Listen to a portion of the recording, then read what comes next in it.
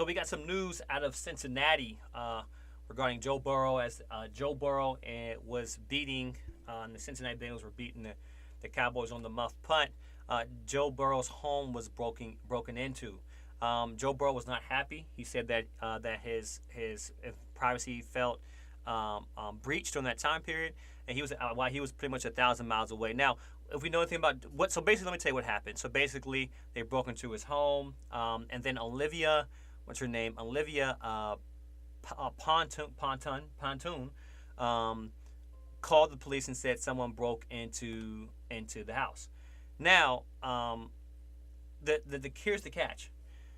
There was speculation that he was in a relationship with Olivia Holzmacher. Now, the tricky thing is, there were speculation saying that he was actually engaged to Olivia Holzmacher. But while Olivia Pontoon, I guess he's some famous social media, influencer. She I guess promotes stuff on her TikTok and whatnot. Was pretty much, she's the one who called the police. Now, he had been with Olivia Holzmacher for, Olivia Holzmacher for 7 years since college. They pretty much say Pontoon, who boasts over 8 million followers on TikTok, arrived at the property in Cincinnati area to discover a shattered bedroom window, a ransacked room, before she got in contact with the police. It's unclear why she was at his home, right? Because speculation basically saying that, he was with Olivia Holzmacher during that time period. It's unclear why she was at the home. The sheriff stating that the Sports Illustrated model is employed by Mr. Burrow. So maybe this is just a someone who works for him.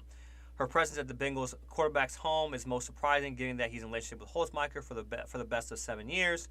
Burrow met his longtime girlfriend during college days at Ohio State before eventually going public with their romance in 2017.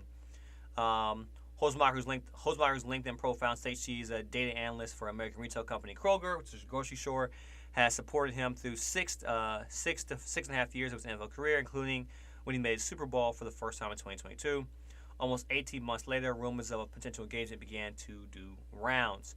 In August 2023, former Bengals cornerback Adam Pac-Man-Jones claimed that the couple were engaged during an appearance on ESPN's Pat McAfee show, though neither party has ever confirmed. Eagle Eye fans also speculated that Olivia appeared to be wearing an engagement ring at the same time. So I don't know if that's something that Holzmacher is still wearing.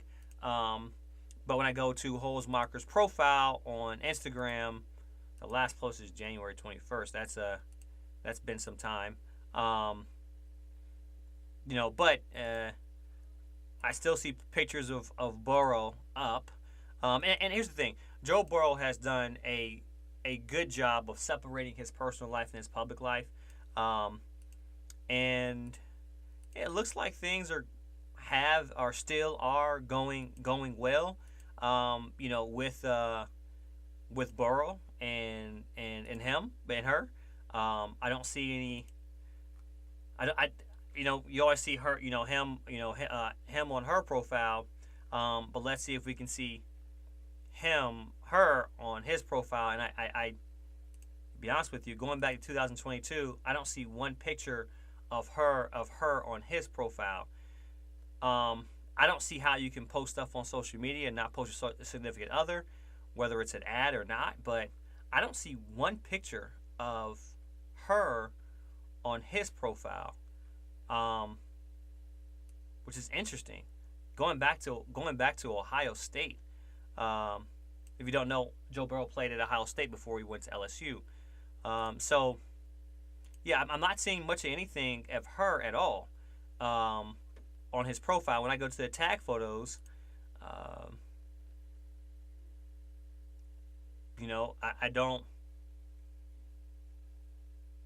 don't see anything either.